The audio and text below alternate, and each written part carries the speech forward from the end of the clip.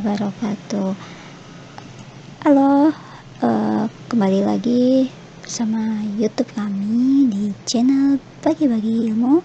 Yuhu. Nah, kali ini kita akan membahas mengenai kebudayaan Indonesia sebagai bagian dari kebudayaan global.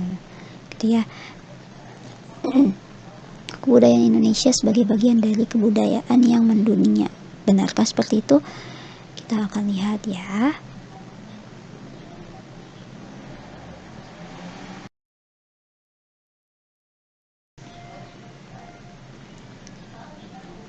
Untuk tujuan pembelajarannya, yang pertama mampu menganalisis kebudayaan Indonesia sebagai bagian dari kebudayaan global, dan yang kedua mampu membuat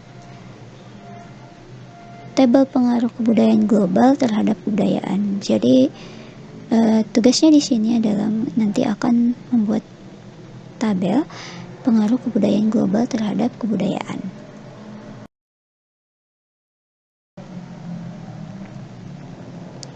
Nah, untuk pengertian globalisasi budaya itu sendiri adalah globalisasi budaya merupakan suatu proses penyebaran ide atau gagasan serta nilai yang ada pada masyarakat ke masyarakat yang lain dengan suatu cara yang bisa mempererat suatu hubungan sosial, gitu ya. Jadi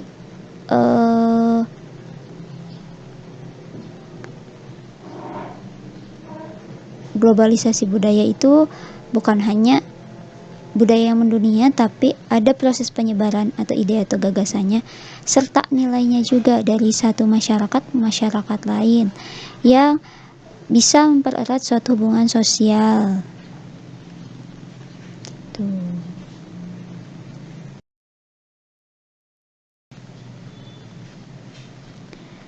Adapun dampak globalisasi budaya, jelas ya, kalau dampak berarti ada dampak positif dan juga ada dampak negatifnya. Apa sajakah itu? Yang pertama, untuk dampak positifnya membuka wawasan lebih luas. Jadi kita lebih bisa tahu budaya-budaya yang ada di dunia seperti itu ya. Dan yang kedua, teknologi yang bermanfaat. Dari teknologi inilah budaya ini bisa mengglobal. Maksudnya gimana? Cara penyebaran budayanya tidak hanya harus mengunjungi suatu wilayah baru kita tahu nih budayanya seperti ini. Tapi dengan teknologi, penyebaran budaya ini bisa terlihat walaupun dari jarak jauh gitu, menggunakan internet kayak gitu. Yang ketiga, disiplin dan etos kerja yang tinggi. Jadi makanya budayanya bisa mengglobal, bisa diketahui oleh banyak orang karena mereka punya etos kerja yang tinggi. Gimana nih caranya biar budaya kita bisa mendunia seperti itu. Dan yang keempat ada lapangan pekerjaan dan kesejahteraan. Ketika budaya ini bisa mengglobal, diketahui oleh banyak orang, otomatis dari segi pariwisata pun akan lebih banyak meraup para pengunjung dan membuat lapangan pekerjaan. Otomatis banyak pegawai-pegawai yang dibutuhkan, misalnya tour guide, atau misalnya supirnya, atau misalnya dari bagian administrasinya, dan banyak lagi gitu ya. Itu baru bagian pariwisatanya, belum juga kulinernya. Nanti kan ketika ada pengunjung otomatis mereka akan lapar. Nah, bisa lebih banyak lagi membuka lapangan pekerjaan gitu. Dan yang kelima, identitas nasional setiap negara dapat diketahui. Jadi bisa diketahui nih, misalnya Reok Ponorogo dari Indonesia. Wah iya benar, memang karena di Indonesianya sendiri diperkenalkan gitu ya.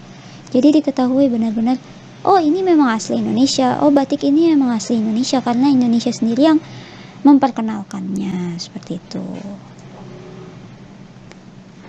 Lalu apa dampak negatifnya? Nah, yang pertama ini ada tumbuh jiwa konsumtif dan materialistis.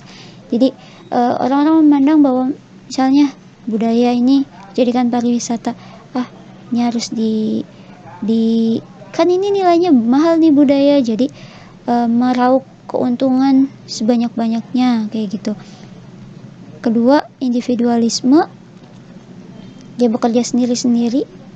Lalu yang ketiga, hedonisme, ya hampir mirip dengan yang pertama gitu ya. Hedonisme kan lebih kepada yang diinginkan bukan yang dibutuhkan ya. Jadi menganggap suatu hal adalah sesuai dengan hawa nafsunya kayak gitu. Yang keempat, sadistis dan agresif. Ketika sesuatu hal sudah dibutakan oleh hedonisme dan juga jiwa konsumtif, nah mereka ini akan melakukan hal-hal yang sadis dan juga agresif dan mementingkan dirinya sendiri seperti itu.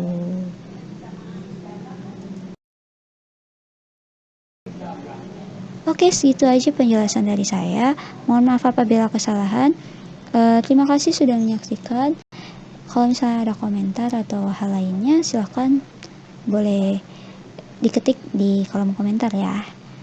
Jangan lupa di subscribe dan di like.